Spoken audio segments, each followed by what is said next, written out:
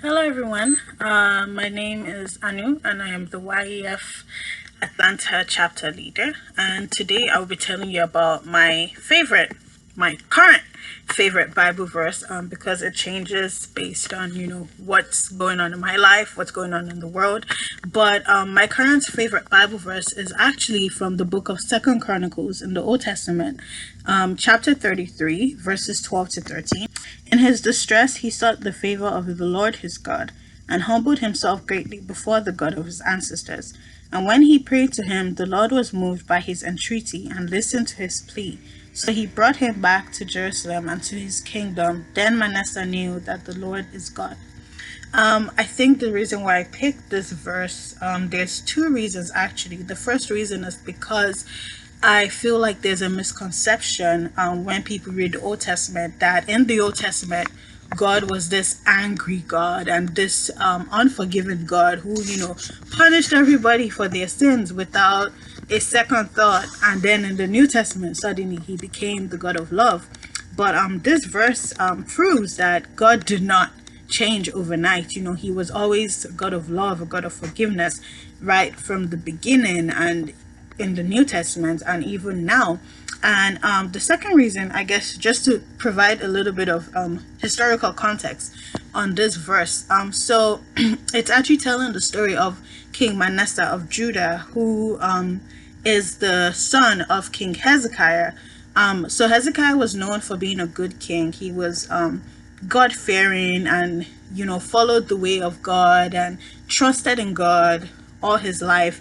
But his son Manasseh was the complete opposite. So Manasseh was evil and he didn't fear God or believe in God, and he basically led the people of Israel to worship idols, to worship Baal, and commit adultery and all sorts of sinful things that God told them not to do. And in this time, this was right around before Israel, the people of Israel were taken to Babylon, and Israel was actually divided into Judah and Israel. So Israel, I believe, was already captured around this time, so that just left the people of Judah. And as punishment for his sins, Manasseh was actually captured by the king of Assyria, who took him away and put him in a prison and made him suffer a lot. And it's in this prison that we are introduced to Manasseh in those verses I just read now.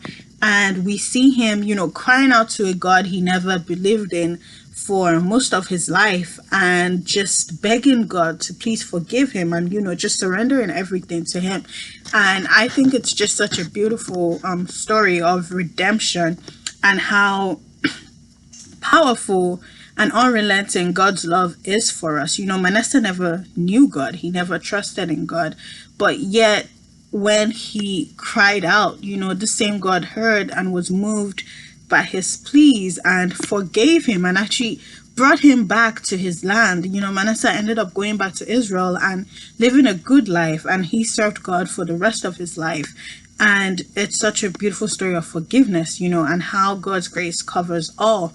And I think for me personally, it serves as a reminder that God is always there and he always forgives, because sometimes it can be really hard for me to go to God when I sin, because I feel unworthy and I find it difficult to accept his forgiveness because I feel I don't deserve that forgiveness, and I'm sure many people feel like that. But it's not about deserving, it's about grace, and God gives us his grace so freely and so lovingly, and he just loves me unconditionally and he loves you unconditionally.